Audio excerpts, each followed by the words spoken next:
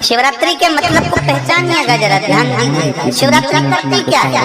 जिस व्यक्ति ने सुबह जाकर भगवान शिवलिंग के ऊपर देकर आज पूरा देश, पूरा विश्व ने खा लिया, उसकी यात्रा करने का शंकर भगवान को एक लोटा जल चढ़ा रहा है। शिवरात्रि करती क्या है? भगवान कृष्ण का जन्मोत्सव आता है, जन्माष्टमी, तो भगवान कृष्ण का जन्म हुआ। रामनवमी आती है तो राम जी का जन्म हुआ। दशहरा आता है, रावण का वध हुआ। शिवरात्रि का मतलब क्या है? शिवरात्रि की मूलता क्या है? केवल शंकर पार्वती का विवाह, केवल शंकर भगवान के शिवलिंग का प्राकट्य, केवल भगवान शंकर की आराधना ना। शिवरात्रि का मतलब है एक भक्त के लिए भगवान उस रात्रि को उसका कर चुकाने के लिए, उसका ऋण चुकाने के लिए उसके पांव से गिरी हुई बेलपत्र को भी स्वीकार कर लेते हैं। वो शिवरात्रि।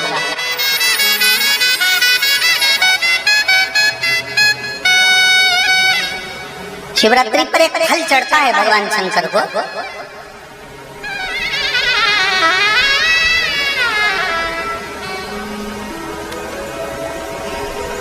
जिसको हमारी देसी भाषा में बेर कहते हैं। बोर, देसी भाषा में उसको बेर कहते हैं। एक फल चढ़ता है, केवल एक।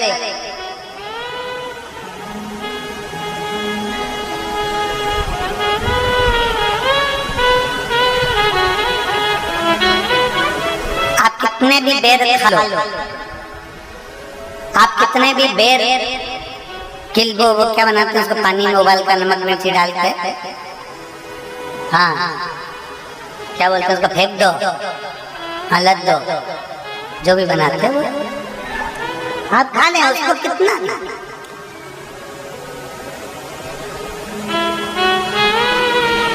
पर शिवरात्रि पर चढ़ा हुआ एक बेर भगवान शंकर को जो तुमने बेर समर्पित करा है, या शिवरात्रि के दिन भगवान शंकर को जो तुमने बेर दिया है, उस बेर को, चढ़े हुए बेर को यदि आपने रख लिया और कोई बच्चा माइंड से, बुद्धि से भी विकलांग है, उसको लग रहा है कि इसकी बुद्धि पूर्ण तरह से काम नहीं कर रही, लग रहा है कि इसका विवेक काम नहीं कर रहा। कोई कोई बच्चा ऐसा होता है कि बड़ा होने पर भी 12-13 साल का हो गया, 14 साल का हो गया, उसकी राल टपकती रह रही है, माइंड काम नहीं कर रहा, बुद्धि काम नहीं कर रही, विवेक काम नहीं कर रहा। जैसे शंकर भगवान की महाशिवरात्रि जो आज की है, रात्रि को 12 बजे शंकर भगवान पर चढ़ाए गए अच्छा शहद, शुद्ध शहद, जिसके नेत्रों में रोग होता है। हमारे आप यहाँ पर बैठे हुए हैं, हमारे शहर में भी, सीहोर के भी लोगों से आप पूछेंगे कि राघव पहले आंखों में चश्मा पहनते थे, और उसके फोटो भी टीवियों पे डले होंगे, यूट्यूब वगैरह। केवल शिवरात्रि का शहद शंकर को चढ़ाया गया, उसको उतार लिया गया, आंखों में लगाना प्रारंभ करा। थोड़ा जलन होता है, थोड़ी तकलीफ होती है, पर धीरे धीरे धीरे धीरे वो नेत्र की ज्योति को 12 ज्योतिर्लिंग की ज्योति के बराबर केंद्रित कर देता है। उसी तरह शंकर भगवान पर आज शिवरात्रि के दिन चढ़ाया गया बेर बोल लो, बोर बोल लो, जो तुम भाषा में बोल सकते हो वो तुम जानो। बेर जिसमें गुठली होती है,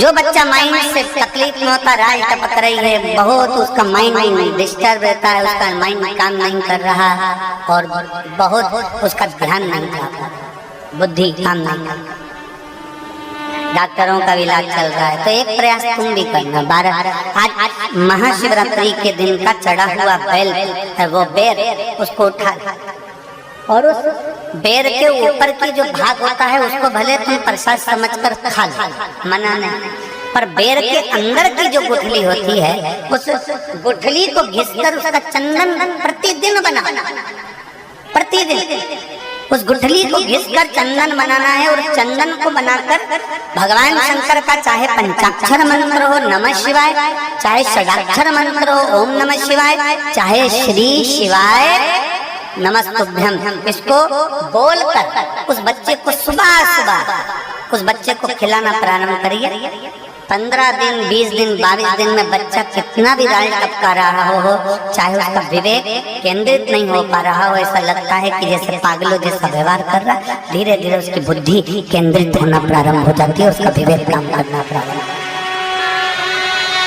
वो बेर में इतना दम है, शिवरात्रि के दिन एक बेर में इतना दम हो सकता है, तो विचार करिएगा कि शिवरात्रि के दिन चढ़े हुए शंकर के जल में कितना बल हो सकता है, कितना दम।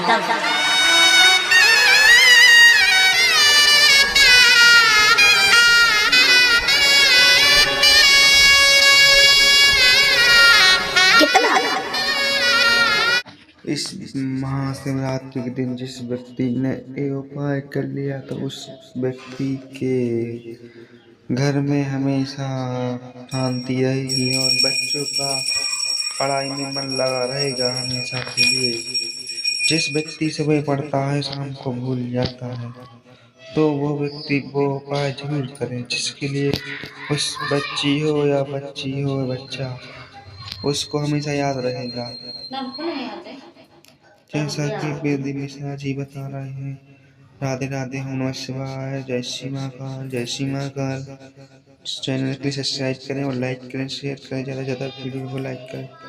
ओम नमः शिवाय कथास्तु, ओम नमः शिवाय कथास्तु, ओम नमः शिवाय कथास्तु, ओम नमः शिवाय कथास्तु, ओम नमः शिवाय कथास्तु।